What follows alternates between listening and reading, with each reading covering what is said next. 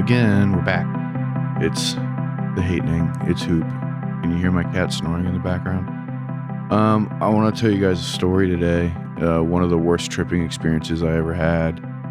I was in high school. I'm pretty sure I was in high school. I might have been in college, but I think I was in high school. It might have been either the summer after 12th grade or like the summer after my freshman year of college. I forget. Somewhere around that like 18, 19 years old situation. But basically it was a 4th of July weekend, and a large group of the homies were all going to hang out back when we all still lived in like Western Maryland, or a lot of us did. I think some people were in Baltimore by then, but a lot of the like main congregations were still happening in like the Western Maryland towns and stuff, like Frederick and shit. And so we had all agreed that we were going to meet up, and kind of like the whole group was going to carpool, and we were going to go to this other location and watch the fireworks, and it was going to be real tight, right? And then one of the people who was going to be hanging out was like, oh, hey guys, like I can get shrooms. We should all trip. So then we were like, yes, we should all trip. And there's like over a dozen of us, right? And so this guy got a shit ton of shrooms, and he was living with this girl who was considerably older than him. And so the plan then became, we're all going to meet up. We're going to walk to this apartment. We're going to get the shrooms. We're going to take the shrooms. We're going to leave the apartment, go to the place where the fireworks are, and have fun. So we roll up like a dozen deep, maybe more than a dozen people. And we go up into the apartment, and there's like a big bag of shrooms. And so everyone's like, we're splitting an eighth. I got a quarter. I got an eighth. I want a half. You know what I mean? Like everyone's like putting in their order, so to speak. They're paying for their order, rather. And there's a knock on the door, and it's an unmistakable cop knock. And so the girl who was living in the apartment, the girl who was older than us, opened the door and like went out in the hallway and came back, and she started freaking the fuck out because I guess the cops were like, hey, what's up? Like, we got reports that there's drugs up here, and we saw a bunch of kids just roll up, and we know that you guys are like doing drugs or selling drugs. And so, hello, we're the police.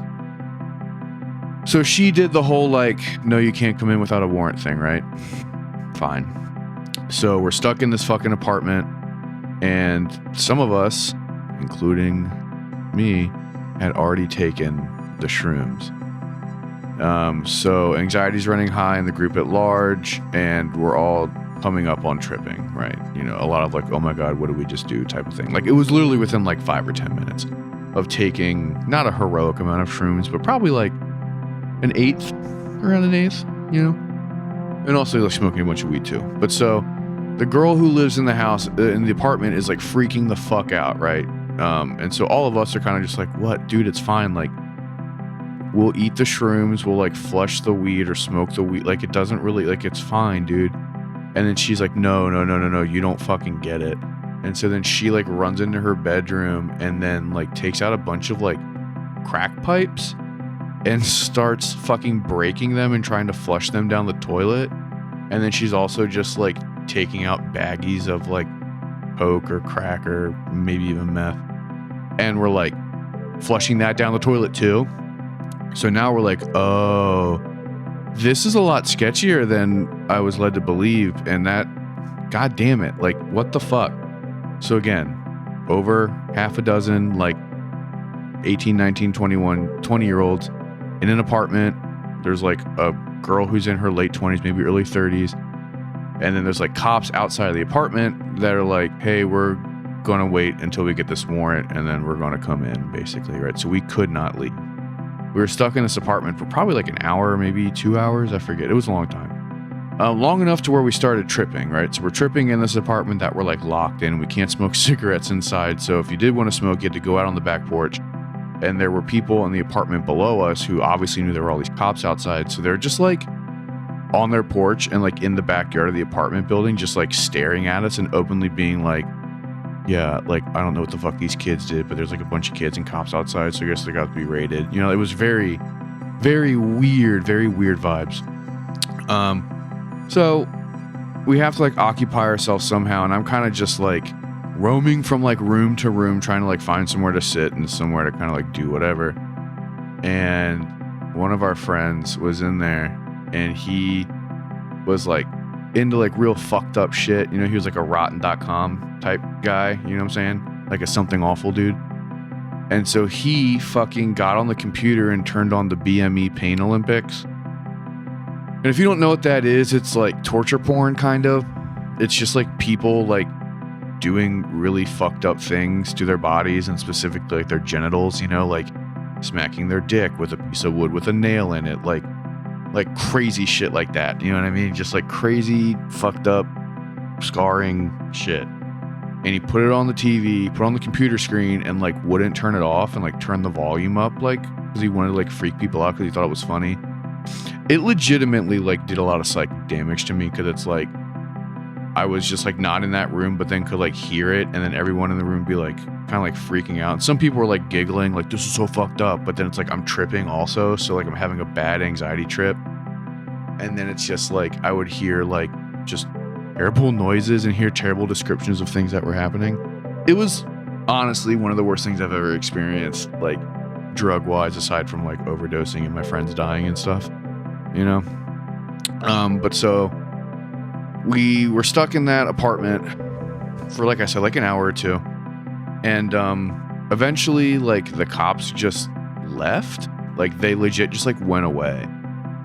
And so we all like like legitimately ran out of this apartment and just like, you know, like kind of like split up, but sort of didn't, and just like went back to our cars. And of course, like as soon as we like left the block, like we saw all the cops just kind of like sitting around. They were obviously just like waiting for us to leave, but they didn't do anything, you know? And so like nothing happened that night. Like we kind of just like went on as planned and like went and saw the fireworks and like hung out and shit. But I think that girl later ended up getting into some trouble for drug stuff.